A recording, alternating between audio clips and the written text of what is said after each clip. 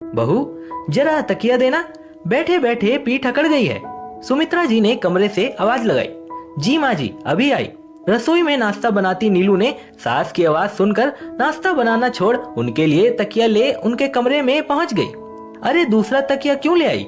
मैं तो यह तकिया जो वहाँ खिड़की के पास पड़ा है उसे देने की बात कर रही थी। सुमित्रा जी ने अपने कमरे में रखे तकिए की ओर इशारा कर कहा। नीलू ने तकिया तो दे दिया, लेकिन मन में सोचा, यह तो हद हो गई। अपने कमरे में रखा तकिया भी माँ जी उठकर नहीं ले सकती। वैसे तो दोनों सास बहू में बहुत ही बनती थी, मगर पिछले कुछ दिनों से उन्होंने अपनी बीमारियों का बहाना बना हिलना डुलना भी छोड़ दिया था। सारा दिन या तो टीवी पर भजन सुनती रहती या सोती रहती।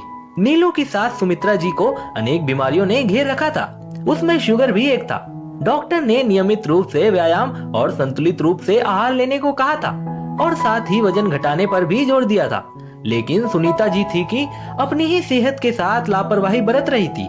इसीलिए नीलू ने गुस्से भरे भाव में कहा, माँ जी, आप बाहर क्यों नहीं जाती? घर पर बैठे बैठे तो बोर हो जाएंगे आप। इस मोहल्ले में आपकी उम्र की काफी महिलाएं हैं, वो पार्क में सैर भी करती हैं और व्यायाम भी।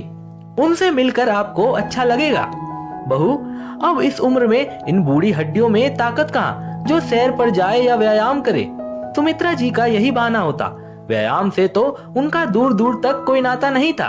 अब इस उम्र में फिर से नई शुरुआत बहुत मुश्किल थी। ये बात नीलू और अजीत अच्छी तरह जानते थे। एक दिन नीलू ने कहा, माँ जी, जरा पिंकी को बस स्टॉप तक छोड़ आइए। मैं आज सुबह थोड़ी देर से उठी थी तो पूरा नाश्ता नहीं बना पाई। बस पिंकी को 2 पराठे बनाकर दे दिया है, लेकिन अभी हम सबका नाश्ता बनाना बाकी है।